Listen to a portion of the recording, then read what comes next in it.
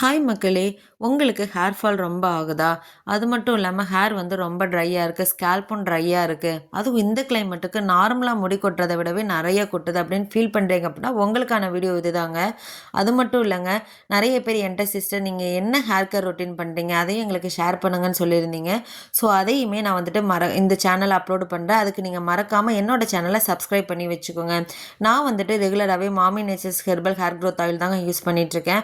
அது கூடவே வந்துட்டு ஹேர் கேர் ரொட்டீனாக வந்துட்டு சில ஹேர் பேக்குமே நேச்சுரலாக வந்து நான் ட்ரை பண்ணுவேன். அதே வந்துட்டு நம்ம சேனலில் அப்லோட் பண்ணிட்டு வரேங்க. ஸோ இன்றைக்கி என்ன ஹேர் மாஸ்க்குக்காக யூஸ் பண்ணுறேன்னு பார்த்தீங்கன்னா, சோற்றுக்கற்றாழையும் பாதாம் பிசினுங்க. பாதாம் பிசின் வந்து ஓவர் நைட் சோக் பண்ணி எடுத்து வச்சுக்கோங்க.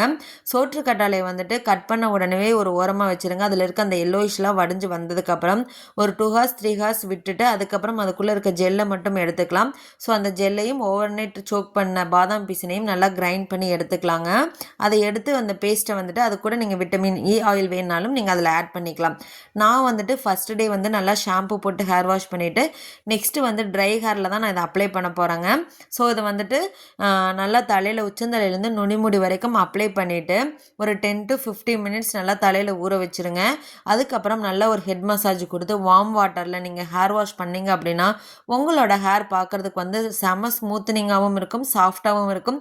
டேண்ட்ரஃப் வந்து நிறையா இருக்குன்னு சொல்கிறவங்க வந்துட்டு ஃபஸ்ட்டு ஹேர் வாஷ்லேயே அதோட டிஃப்ரென்ஸை வந்துட்டு பார்க்கலாங்க. இந்த ஹேர் மாஸ்க்கை வந்துட்டு நீங்கள் ஃபேஸ் பேக்காக கூட யூஸ் பண்ணிக்கலாம்.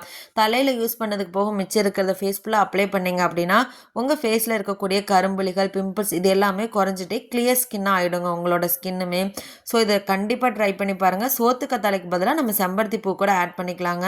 இந்த வீடியோ பிடிச்சிருந்தா மறக்காமல் நம்மளோட பேஜை போய் சப்ஸ்கிரைப் பண்ணிவிட்டு லைக் பண்ணிவிட்டு போங்க. Thank you for